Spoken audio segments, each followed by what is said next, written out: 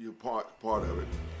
It floats on top of the water and catches the wind. Then you can have these air kites that fly up, and it flies like a regular kite. Then of course you can use a single paddle. You can use a single paddle, a single oar. You can use a double oar, like a kayak, or you can use something they call a sweep. Now there are several sweeps, but you can use, say, the Oriental sweep, and it sweeps along. And here again, it depends on your mindset and where you are and what you're doing. And so we want to keep that in mind as we move along. Of course, you can stand up on the shoes. You can sit down on the shoes. You can walk through marsh and swamp and all the rest of this stuff. Then it hooks back together, and then you can do white water and all kinds of things. It's a mental exercise, but we do understand that these things have been around for 2,000 years, and it's not like a hula hoop, something just somebody invented. But we got patents on this thing, of course, but we are perfecting the thing, and we understand there is a heavy history and all that. But what we want to do, we want to thank you again. Thank you for visiting this site. Thank you for supporting this site. Thank you for being here. We love you. Send us little comments and all this. This is very encouraging, and we want to continually, this is a magazine, so we continually talk about the water shoes. We talk about the little stuff like we're doing now, and then later on we go back out and build some more water shoes, and we do some other stuff. And so we got a heavy situation rather than just throw something together and you're out in the water and all this stuff.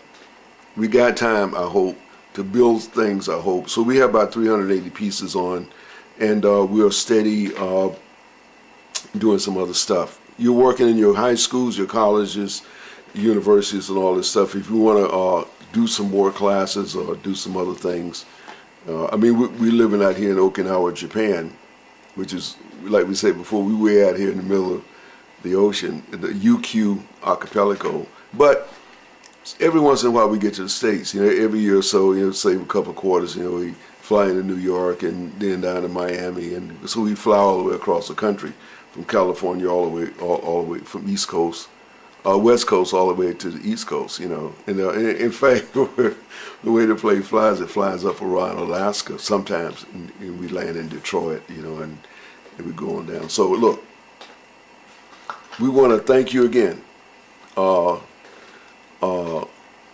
We appreciate your support, safety and all that stuff. Safety and all that stuff. American Red Cross and all that. And then you could buy books on small boats and all this, because we're in the small boats. So you could buy a book on small boat safety and all this, the life jacket and all this stuff. Maybe a helmet or whatever, in rough water and all kinds of stuff. A buddy system and all this stuff, because we put enough information on so you can build these shoes now.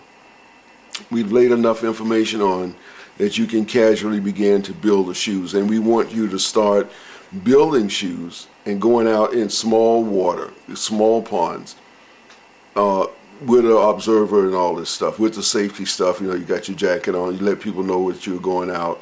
Don't be a hero and all this stuff, because we're just crawling now. We're just saying somewhere down the road we're going to keep moving so you have a direction. We're not just going meandering around. We're going to some place, but we are starting, and we are still in a very small pond. So we want you to get something we call your sea legs. As you go out, first time you go out, you're not going to be all that steady. Just like riding a bicycle, the first time you're on a bicycle, you're not all that steady. But as you progress, as you